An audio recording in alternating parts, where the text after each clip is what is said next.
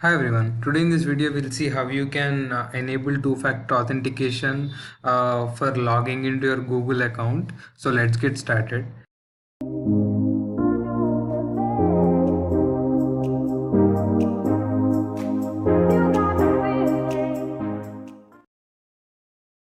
So generally whenever you log in into your Google through Gmail or what do you call direct Google account, you'll just have to enter the password and you can easily log in into your account. But there is one more way which is more secured, and that is two-factor authentication.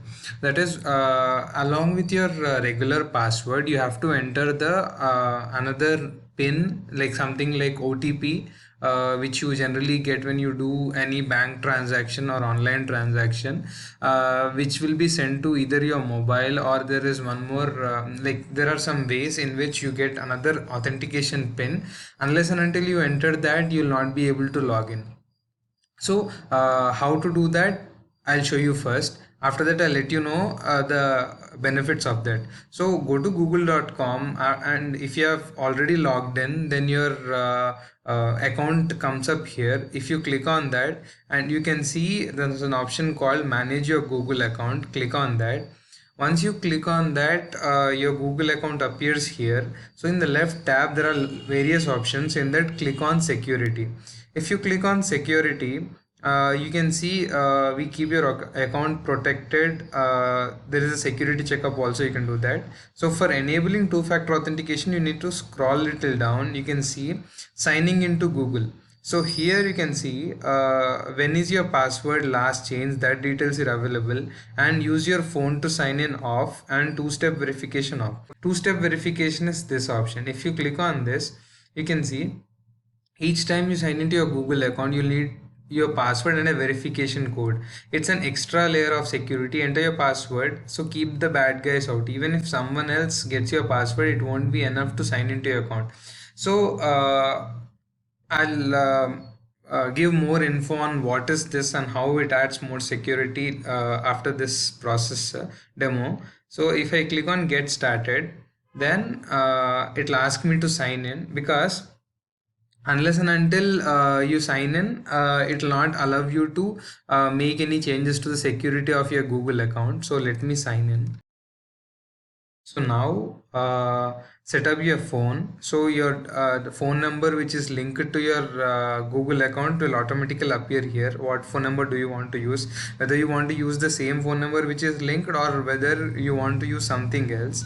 So how do you want to get the code? Whether it is a text message or phone call. See, if you are a normal person, you can go for a text message, or if you prefer a phone call, you can go that. But if you're a specially able person, then you better it is to go for phone call, or it depends on your personal preference. So you can use both the options. There are one more thing: don't want to use text message or voice call, choose another option. So it's see, there is a security key, small physical device used for signing in, or Google prompt. Get a Google prompt on your phone and tap for sign in. So for time being, I'll use a phone number only for two-step verification here, and I'll click on next, and processing phone number is done. So Google has just sent a text message to this number. I've received the message, and I'll click on next. It worked. So turn on, so it is asking me for final confirmation on turning it on. So I've turned it on. So now whenever I need to log into my mobile, I have to do this. So along with that, so there are other steps as well. There are some backup codes, Google prompt, and authenticator app. So I'll give a brief info on these as well. So Google prompt is a prompt or notification will come to your mobile, and if you click on S, click on yes, yeah, I am the authenticated person, then it will sign in. Authenticator app, I'll make one more video on this. Authenticator app is somewhat like your RSA token, if you're aware of it. Like there'll be a code which will be refreshing at regular time so that unless and until you enter that code, it will not be able to do that. There is a backup phone option as well. If you lose your phone, then you can add one backup phone for getting the authentication. And security key, a security key is a verification method allow you to securely sign in. This can be built in your phone, use Bluetooth. So these are multiple options. I'll make a detailed video on order the alternative second step verifications. So as I've told you in the beginning, what is the exact use of the two-step verification? For example, if any person is trying to hack your account or log into your account in an unauthenticated way, then for example, he can get your password by what do you call keylogger, and there are some virus or softwares which can what do you call copy your password when you're typing it, or even if a person comes to know about your password by shoulder sniffing, like when they notice your password or when they can guess your password, if the password is correct and you don't have any two-step verification turned on, then he can get access to your account, and using that password he can make changes to your account so that you don't own it at all. So you may say, what happens if I don't own my account? What happens is your contact list will be owned by him, your email ID will be owned by him, all your Google accounts. So if your YouTube channel, if you're a YouTuber, your YouTube channel linked to it will be owned by him. Recently one YouTuber whom I know has faced this problem. So he has lost ownership of his channel, so he can't access his channel anymore. And what you can lose is, if your payment methods or any passwords linked to your Google account, everything will be accessible by him. So it is very much important that you turn on the two-step verification so that you may not face these problems. So this is one important thing. So following this approach, you can set up the two-step verification on your Google account. I advise you to enable the two-step verification, though it is little tiring or little difficult or uncomfortable in the beginning of beginning while logging in. You have to use two steps to verify that you are the person who is logging in, but it will add the extra security layer which cannot be what do you call, you may ask, if a person knows my password, then why can't he know my other verified step as well?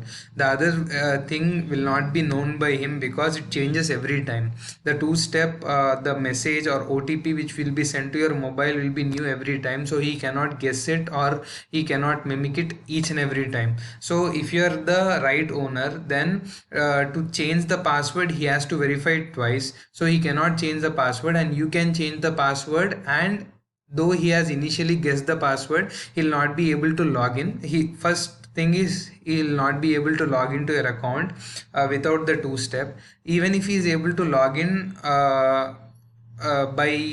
luck, but second time he cannot be able to change your password without the two step, because you'll the second verification step changes every time. So this is the enhanced layer of security which is important if you want to protect your Google account, because I've been hearing a lot of cases of Gmail accounts getting hacked. That is not the problem of Google or security breach at Google. It is a security breach at our end. If you receive any spam email, if you click on that, and with that also there can be a small software or application which will be downloaded to your device, and it can get installed without even you noticing it. Even your system will not be aware of it at times.